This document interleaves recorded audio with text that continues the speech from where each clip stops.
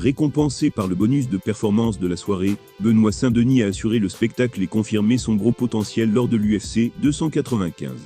Au sortir de sa nouvelle victoire convaincante, Cédric Doumbé est venu s'exprimer sans filtre à son sujet. Afin de devenir le premier combattant français à s'ériger dans le top 15 des poids légers de l'UFC, il se savait dans l'obligation de livrer une grosse performance. C'est ce que Benoît Saint-Denis est parvenu à faire face à Matt Frevola lors de l'UFC 295. Il a obtenu une nouvelle victoire par KO dès le premier round. De quoi sans doute ravir Cédric Doumbé, qui lui avait adressé un message de soutien à la veille du combat. Doumbé s'est montré très encourageant vis-à-vis de son compatriote, il y a quelques mois. Il s'était donc de nouveau rangé dans le camp de Saint-Denis, avant son dernier affrontement en date. Cependant, il n'a fallu attendre que quelques jours, avant que les internautes opposent les deux combattants français. Invité à s'exprimer sur un potentiel duel face au Nîmois dans une récente vidéo, The Best s'est montré clair.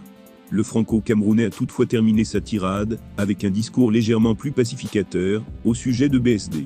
Malgré ses récents exploits à l'UFC, et son nouveau statut de 11e meilleur poids léger de l'organisation, Benoît Saint-Denis n'aurait aucune chance face à Cédric Doumbé. C'est en tout cas ce que ce dernier affirme avec son assurance caractéristique. En fait, je vais vous expliquer comment vous allez arrêter de me poser des questions. Benoît Saint-Denis, je l'aime bien, on lui souhaite le meilleur. Qu'Allah le guide.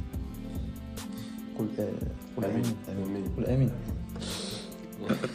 Dites Amin.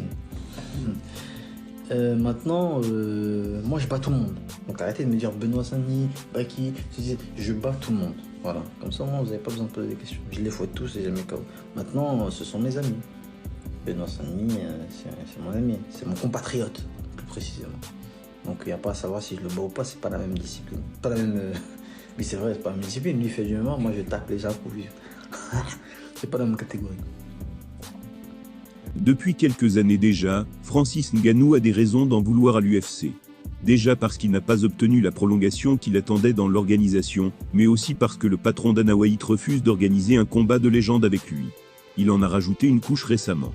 L'avenir s'annonce radieux pour Francis Ngannou, qui n'aura que l'embarras du choix pour sa prochaine apparition. D'ailleurs, il vient d'être récompensé symboliquement suite à sa belle prestation contre Fury. En effet, lors d'une réunion organisée par la WBC, l'une des institutions majeures en boxe, le Camerounais a appris qu'il entrait officiellement dans le top 10 mondial. Contrairement au monde du MMA, ce chiffre a une réelle signification dans la boxe. En fait, seuls les membres du top 10 d'une catégorie peuvent prétendre à la ceinture. Ainsi, la revanche contre Fury, si elle a lieu un jour, pourrait avoir une toute autre signification. Pour le moment, le prédateur ne semble pas vraiment s'y intéresser, il veut surtout revenir dans la cage.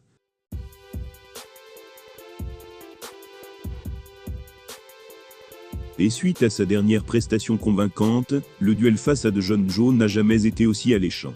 Malheureusement, Dana ne semble pas décidé à mettre sa fierté de côté pour co-organiser ce combat avec le PFL. Il prive ainsi tous les passionnés d'une soirée de légende. Dans une récente interview accordée au Last Stand Podcast, le Camerounais a été clair à ce sujet. Voilà ses mots. Déjà, il faut préciser que quand j'étais à l'UFC, c'est John Jones qui n'était pas actif. Ça fait déjà 3 ans que je négocie pour ce combat. Je voulais l'affronter après ma victoire contre Rozenstruik.